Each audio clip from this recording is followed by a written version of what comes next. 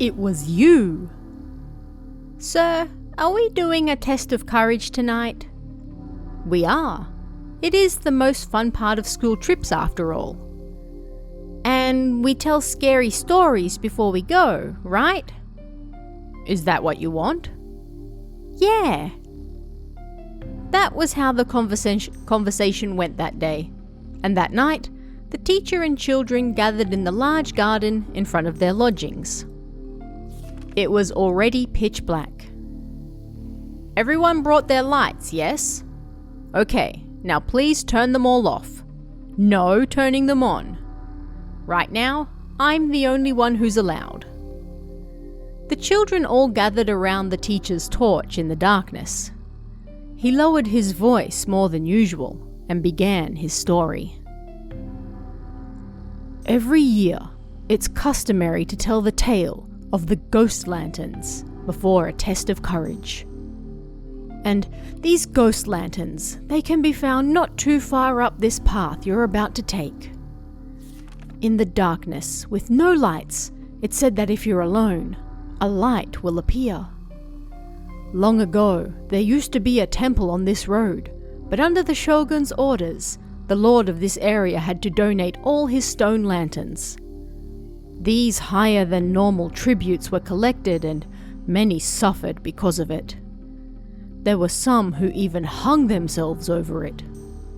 Perhaps the grudges of those villagers who made the lanterns transferred to the lord.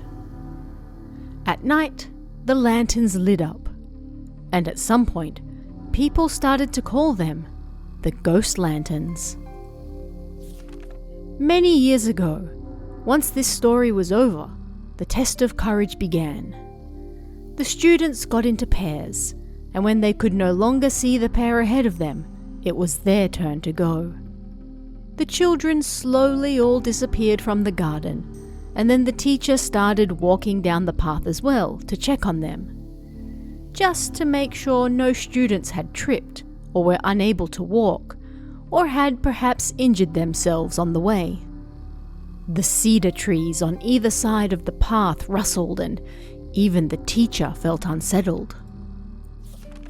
But he didn't see anyone on the way, so thinking that the students must have returned safely, he went back to their lodgings. Everyone gathered inside, and then the teacher counted to make sure everyone was there. There were 38 students in the class, but no matter how many times he checked, he only counted 37.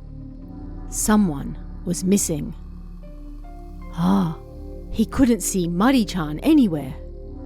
Panicking, the teacher ran outside and walked down the test of courage path again. He shone his light around the area, but nobody was there. Maybe she's in another class's room, he thought. He returned to their lodgings, but then he saw what looked like something white floating by the stone pavement of the entrance. What is that? He thought, approaching it. And what do you know, but there he found Muddy-chan lying asleep. He sighed in relief. Muddy-chan, Muddy-chan, you can't sleep out here, he said. But Muddy-chan didn't move. Troubled, the teacher raised his voice. Muddy-chan! Muddy-chan! Yeah! Muddy-chan screamed and then grabbed the teacher. According to her, when she was walking down the path, her body suddenly felt heavy. As she was wondering what was going on, she heard a voice by her ear. Hey, go check out that over to your right. You'll no doubt see that ghost lantern the teacher told you about. It's lit up, someone said. She tried to turn around to see who, but her neck wouldn't move. She was afraid, but she kept walking anyway. At some point, she lost sight of her friend who was walking with her. And then again, she heard a voice by her ear. Turn down that path over there. You can see a light down the end, right? That's my house. I love children, so when I heard your voices tonight, I had to come out.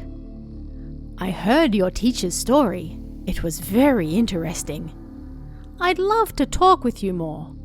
Won't you come visit my house? The voice said, inviting her.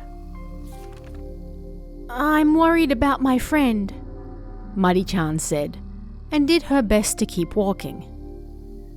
She finally saw the entrance to the house, but then she heard a voice again. Ah, so it's no good then. What a pity. And then suddenly, her body felt lighter again. She had been fighting it so much that all the power drained from her body, and she fell asleep on the ground.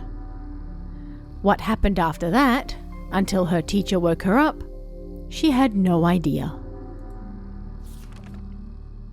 Once the teacher was done telling his story, he shone his light on the children's faces, looking at them one by one.